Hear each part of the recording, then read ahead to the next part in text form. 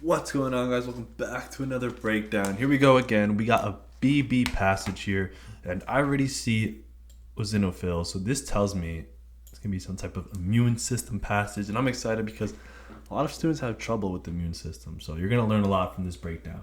All right, I'm gonna show you guys how to pick the best answer, how to make these details make sense, how to interpret these figures, all that stuff. All right, as always, guys, before I break it down, do the passage on your own first. Okay, read through it. Pause it whenever you need to. Okay, answer the questions on your own first. Okay, write down your answer. This is 18, that was 19, this is 20, 21, 22. Okay, pause it whenever you need to. Write down your answers. See where you went wrong and see where you went right. All right, I'm going to break it down right now. Sip on the water. Okay. Eosinophils, or eosinophils, I'm going to say eosinophils. Eosinophils are multifunctional leukocytes implicated in the pathogenesis of numerous inflammatory processes, including tissue injury, infection, and allergic reaction.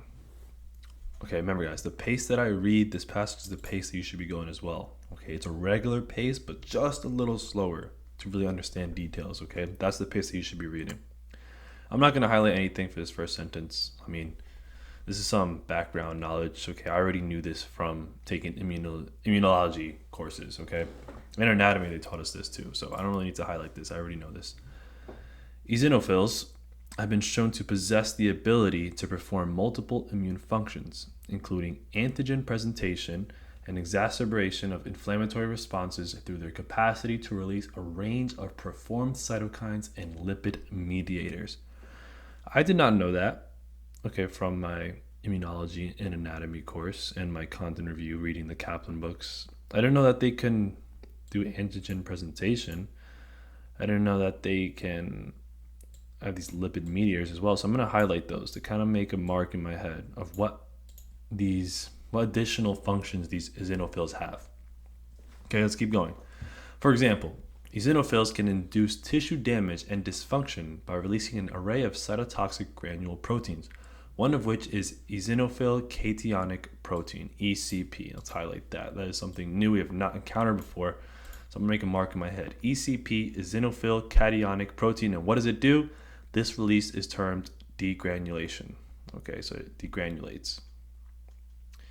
So the process of releasing the ECP is termed degranulation. Okay.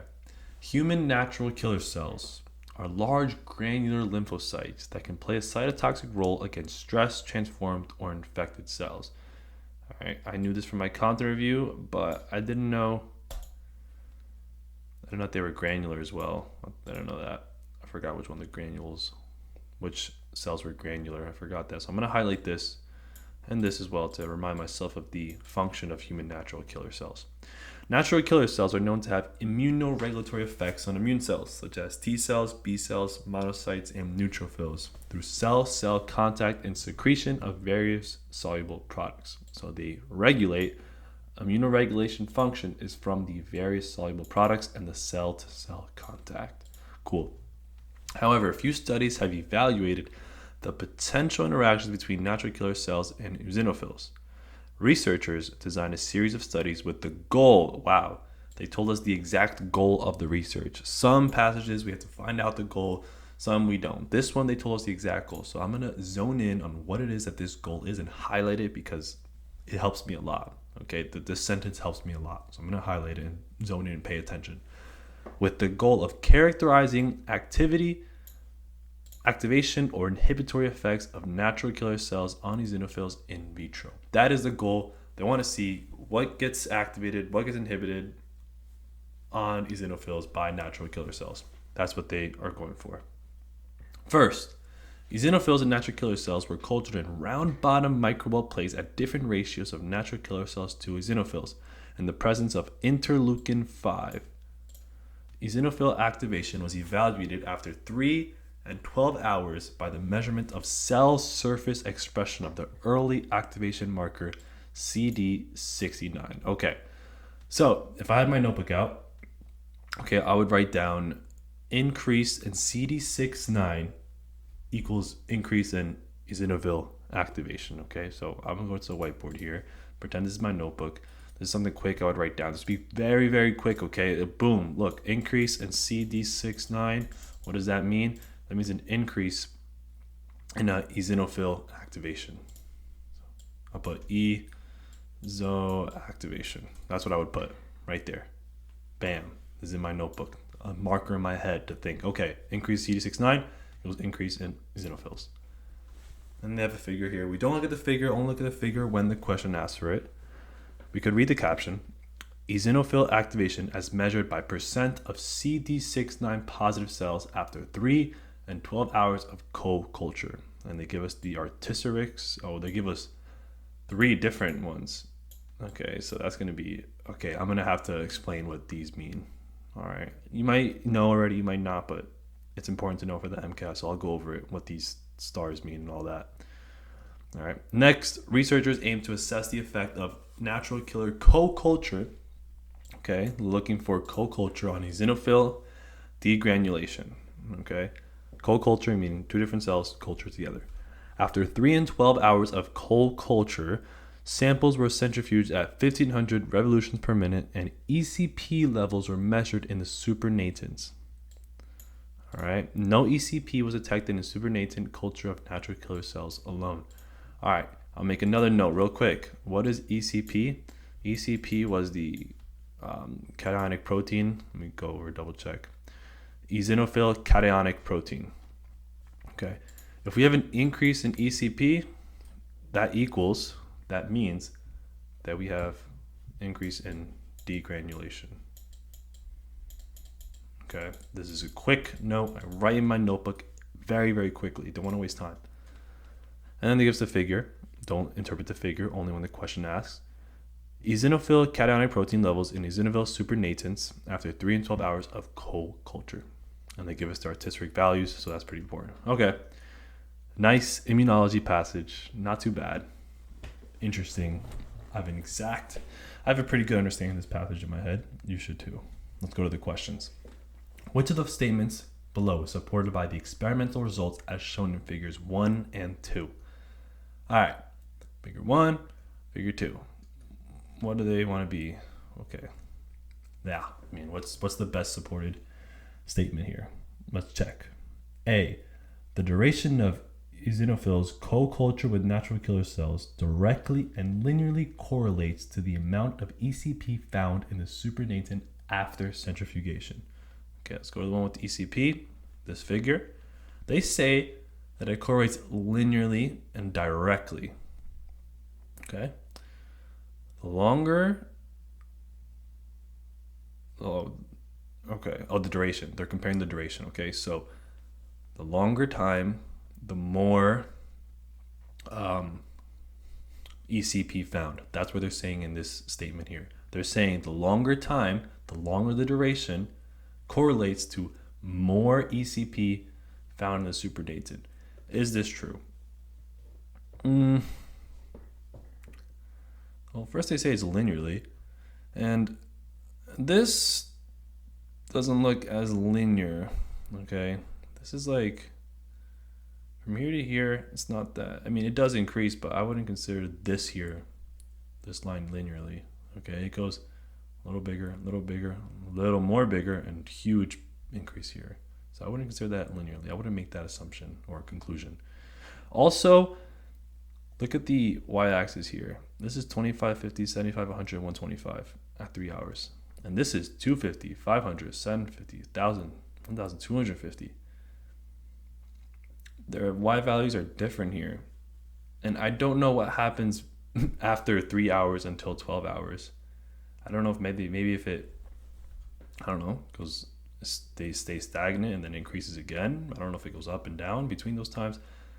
That's a very hard conclusion to make. And I don't think it occurs linearly like that. So I won't chop it out, but I'll say no to this, okay? I chop out once I smell the slightest amount of bullshit in the answer choice. Cells culture with a 1-to-1 NK to eosinophil ratio display statistically similar levels of activation to cells cultured with a 5:1 natural killer to eosinophil ratio as measured by CD69 expression. So let's check the CD69 one. It's this one here. And they're saying 1:1 is similar to 5:1. So this one is similar to this one. They're saying this one is similar to this one.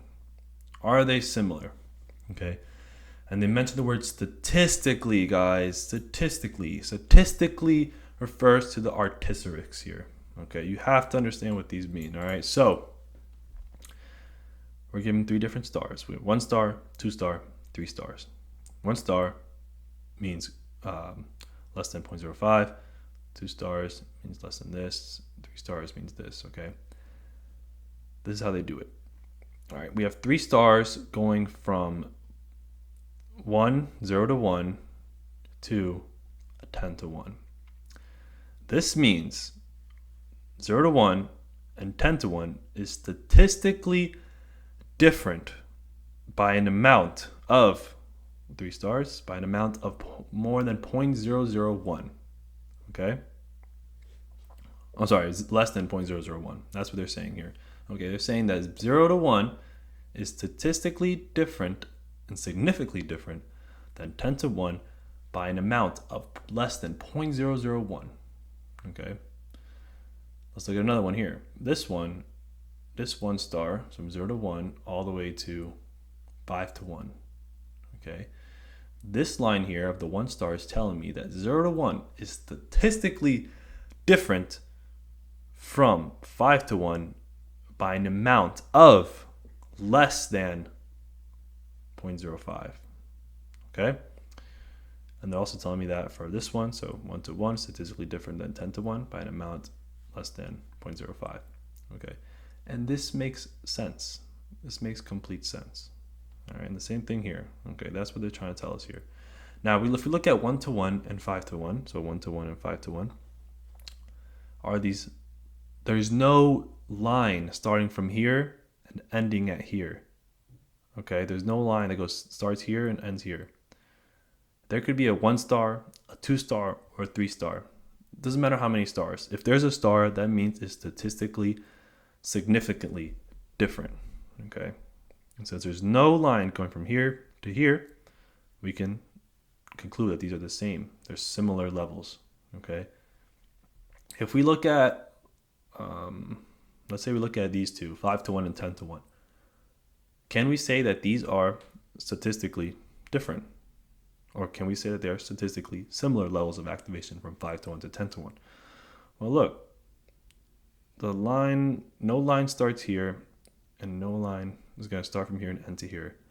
So because of that, we can say that 5 to 1 and 10 to 1 at 3 hours is statistically similar.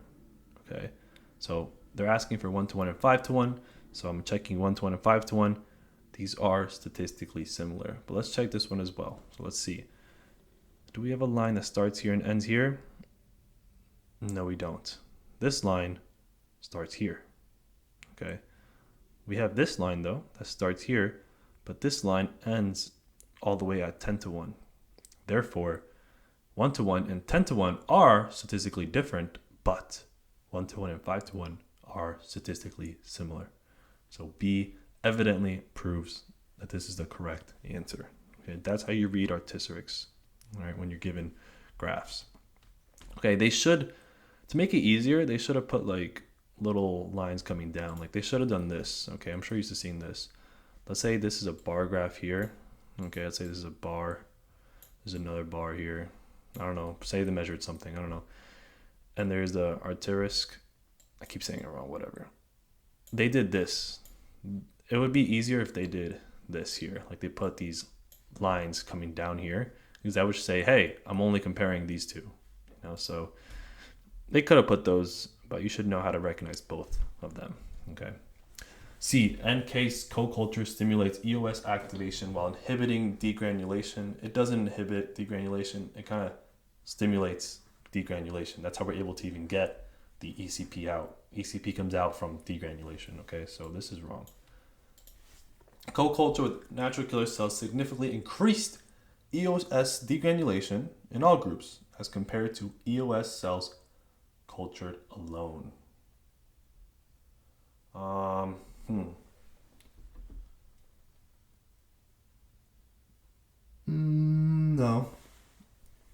No, I don't like that. Okay. Again, significantly increased in all groups. We don't have that significant increase here. I'm sorry, we don't have that significant increase here and here. Do we have significant increase here? Is there? Yeah, we don't have significant increase from 1 to 1 and 5 to 1. Remember, we don't have that start to end. Here, we don't have that significant increase from 5 to 1 to 10 to 1. We don't have that start here and here. So this is wrong. Not all groups, only some groups. And between A and B, I like B a lot because it's evidently proven. We're going to go with B. That is a correct answer, and I'm confident in my answer choice. Assuming that ECP was named for its electrical charge at physiological pH, which of the following must be true? All right, these questions, you guys should get 100%, all of them right. All right, let's see.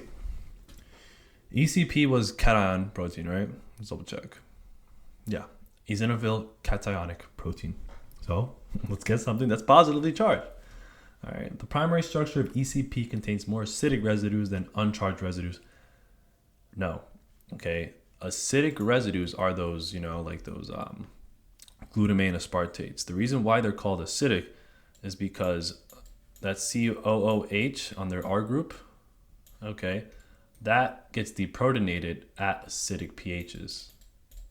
So it only needs a pH of like 3, let's say, or it's greater than 2.2. So I'm gonna go with 3. It only needs a pH of 3 to deprotonate that H and make it COO minus. Okay, that's why it's called an acidic amino acid.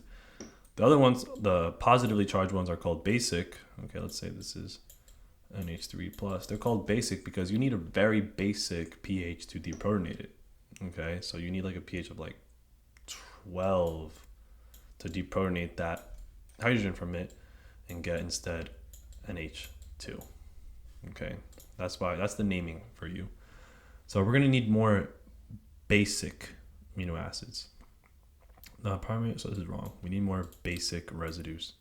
Okay, the primary structure of ECP contains more basic residues than uncharged residues. Yes. The primary structure of ECP contains more acidic residues than basic residues. No. And then the primary structure of ECP contains more basic residues than acidic residues.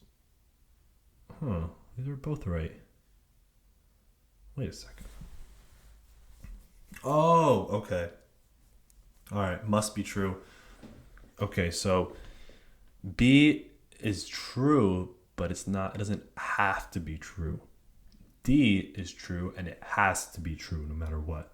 Why? Well, let's take a look at B. This is telling me that the primary structure of ECP contains more basic residues than uncharged residues.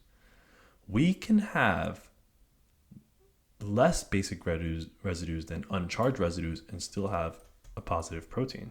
Okay, I can have 30 basic residues, okay, let's say, and 1 uncharged residue, and this will be a positive protein. That's pretty obvious.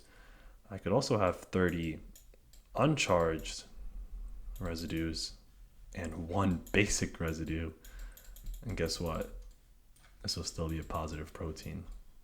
Okay, so this is true, but must be true. This is true. You have to have more basic than acidic no matter what. Okay. The researchers chose to co-culture all samples in the presence of interleukin 5, a cytokine. What is the most likely reason for this decision? All right, interleukin 5 facilitates degranulation of natural killer cells.